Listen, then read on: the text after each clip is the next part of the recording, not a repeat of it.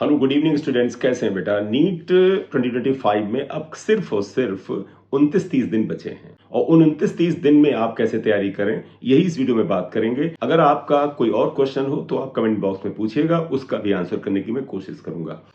देखिए बेटे, last 30 days में जो प्रिपरेशन है इसमें इस चीज का कैटेगराइजेशन बड़ा इंपॉर्टेंट है कि आप किस लेवल पे स्टैंड करते हैं। जो बच्चे बहुत ही टॉपर हैं, यानी कि जिन बच्चों के 670-80 से लेके 720 के बीच मार्क्स आ रहे हैं, उनकी तैयारी का तरीका लास्ट मंथ में अलग होता है। ऐसे स्टूडेंट्स आमतौर पर एवरीडे कोई ना कोई टेस्ट देते हैं और उनमें जो उनसे गलतियां होती हैं उसका एनालिसिस करते हैं। फिर वो जो वीक एरिया है या जहां पर उनसे मिस्टेक हुआ है उन एरियाज को जाकर के बड़ा डीपली पढ़ते हैं और फिर तैयार होकर नेक्स्ट डे फिर वो एग्जाम देते हैं, क्योंकि उनका कोर्स जो है पूरी तरह से तैयार है। इवन कल को नीट का एग्जाम करा दिया जाए तो भी वो प्रिपेयर्ड हैं। तो ऐसे स्टूडेंट्स हर दिन कंप्लीट सिलेबस का टेस्ट दे सकते हैं, उनके लिए लागू होता है।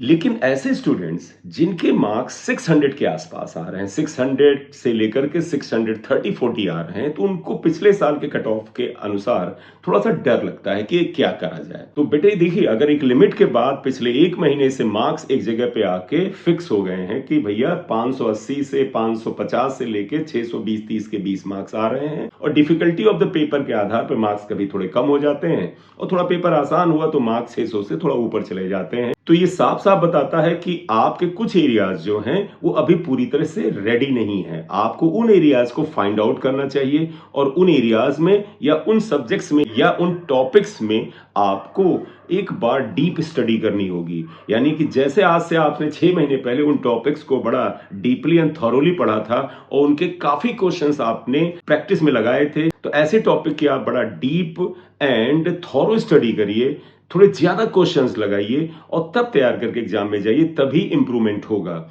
फॉर एग्जांपल, आपके बायोलॉजी में मान लीजिए 340 के आसपास मार्क्स आ रहे हैं, लेकिन फिजिक्स और केमिस्ट्री में आपके मार्क्स कम आ रहे हैं, तो आपको फिजिक्स और केमिस्ट्री के उन टॉपिक्स को फाइंड आउट करना चाहिए जिनमें आप स्ट्रगल करते हैं। आपको अगर ये लगता है कि आपसे सिली मिस्टेक्स हो रहा है, तो बेटे अगर सिली मिस्टेक्स बार बार हो रहा है तो वास्तव में वो सिली मिस्टेक नहीं है, वो आपकी हैबिट है और साथ ही साथ लैक ऑफ नॉलेज भी है। वहां पर some improvement is needed in that area. अगर अभी भी सिली मिस्टेक हो रही है उन्हीं टॉपिक्स में जिनमें पहले होती आई है, तो ये अब सिली मिस्टेक नहीं है, अब ये आपकी या तो उस टॉपिक में तैयारी की कमी है या थोड़ी सी आदत है। तो ये जाएगी कैसे? आदत तो ऐसे भी छुड़ाना थोड़ा मुश्किल होता है, तो ये सिर्फ और सिर्फ रिवीजन से जा सकती है। तो उन टॉपिक्स को फाइंड आउट करिए, पेपर पे नोट करिए उन टॉपिक्स को, जहां पर पढ़ते हैं सामने एक जगह डिस्प्ले कर लीजिए, जिससे आपको पता रहे कि इन टॉपिक्स को हमें अगले कुछ दिनों में रिवाइज करना है। मोस्ट ऑफ द इंस्टीट्यूट्स या मोस्ट ऑफ द प्लेसेस पे जो टेस्ट सीरीज हो रही है उनमें आपके कुछ फुल सिलेबस के टेस्ट हो चुके हैं और कुछ केसेस में आपके पार्ट सिलेबस के भी टेस्ट हो रहे हैं। 13 या 14 अप्रैल तक पार्ट सिलेबस के टेस्ट खत्म हो जा रहे हैं और 13-14 के बाद जो अगले लगभग 18 से 20 दिन है उसमें फुल सिलेबस के टेस्ट आपके शेड्यूल्ड हैं। तो आपको कोशिश करनी चाहिए कि एक deep, thorough and extended revision, थोड़े ज्यादा नंबर ऑफ क्वेश्चंस की प्रैक्टिस करके आप 14, 15 या 16 तारीख तक पूरा एक रिवीजन सारे सब्जेक्ट्स के, सारे टॉपिक्स का कर लें, जिससे कि जब आप 15 तारीख के बाद फुल सिलेबस टेस्ट दें तो आपके पास ये गुंजाइश ना रहे कि ये एरिया मेरा रिवीजन के लिए बाकी है।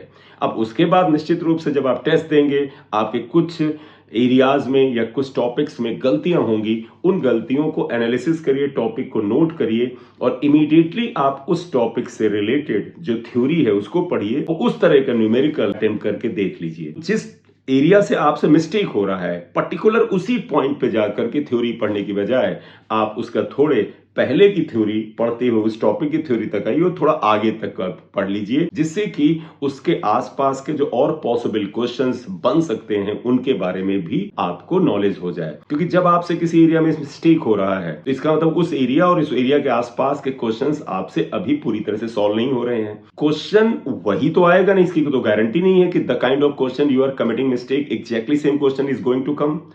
क्वेश्चन उस टाइप का कोई भी आ सकता है, तो आपको पर्टिकुलरली उसी पॉइंट पर पढ़ने की बजाय उससे थोड़ा पहले का थ्योरी और उससे थोड़े बाद की थ्योरी को पढ़ लेना चाहिए। जैसे मैंने एग्जांपल दिया, एमआई आप पढ़ रहे हैं, मोमेंट ऑफ इनर्शिया, तो आप moment of inertia of disc से रिलेटेड बात आई तो आप मोमेंट ऑफ इनर्शिया पूरा टॉपिक ही एक बार अच्छे से पढ़ लीजिए और उसके कुछ क्वेश्चंस अच्छे से रिवाइज कर लीजिए। आप में से जो स्टूडेंट अच्छा कर रहे हैं, जिनके मार्क्स 680 उसके ऊपर आ रहे हैं, तो उनको तो फुल लेंथ टेस्ट देने के बाद, डीप एनालिसिस करने के बाद, जो प्रॉब्लम एरिया उसकी स्टडी करके क्वेश्चंस करते रहने चाहिए। लेकिन उन्हें भी एक सजेशन है कि अभी 1 महीना है, तो इस 1 महीने में अगर आप अपने एरिया ऑफ इम्प्रूवमेंट पर काम कर रहे हैं, उन टुकड़ों में काम कर रहे हैं, लेकिन साथ ही साथ एक साइड में पूरे सिलेबस की एक एक्सटेंडेड और डीप रिवीजन को भी लेके चलें, क्योंकि ये लास्ट चांस है आपके लिए 2025 में। अगर इस साल कुछ ऊंच नीच हो गया उस दिन एग्जाम में, तो आपको अगला चांस 2026 में मिलेगा। सो मैं एक बार फिर से रिपीट कर दूं, जिन स्टूडेंट्स के 550 से लेके 600 प्लस के आसपास मार्क्स ठहर जा रहे हैं, और अगर हम ये माने कि पिछले साल के आसपास ही कट ऑफ आएगा, तो थोड़ा सा डर तो आपको लग रहा होगा। तो आपको कोशिश करनी चाहिए कि 15-16 अप्रैल तक एक पूरी की पूरी thorough revision of entire syllabus कर लें। अगर आपको लगे इतने टाइम में नहीं हो पाएगा, तो 5 दिन और बढ़ा लें, 20 तारीख तक कर लें, और उसके बाद फुल लेंथ टेस्ट दें, उनका एनालिसिस करें, और उस एनालिसिस में जो कमियां हैं उनको दूर करके मार्क्स को 650 के ऊपर ले जाने की कोशिश करें। क्योंकि अगर डिफिकल्टी लेवल पिछले जैसे ही रही, तो फिर चांस है कि कट ऑफ जो है वो पिछले साल से 20 नंबर नीचे आ सकता है। रीजन उसके 2 हैं।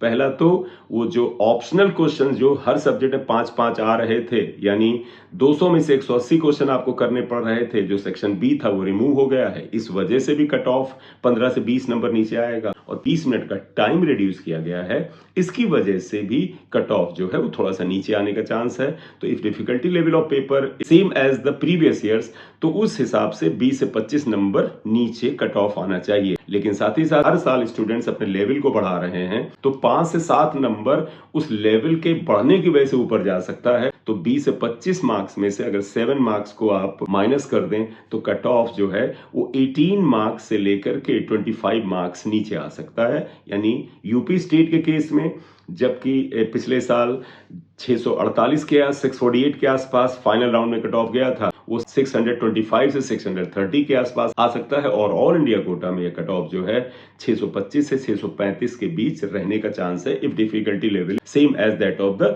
Previous years level. अगले वीडियो में अदर सेट ऑफ स्टूडेंट्स के लिए बात करेंगे कि उनको कैसे अपनी प्रिपरेशन में इंप्रूवमेंट करना चाहिए। Thank you very much. This is M Singh sir. Thank you.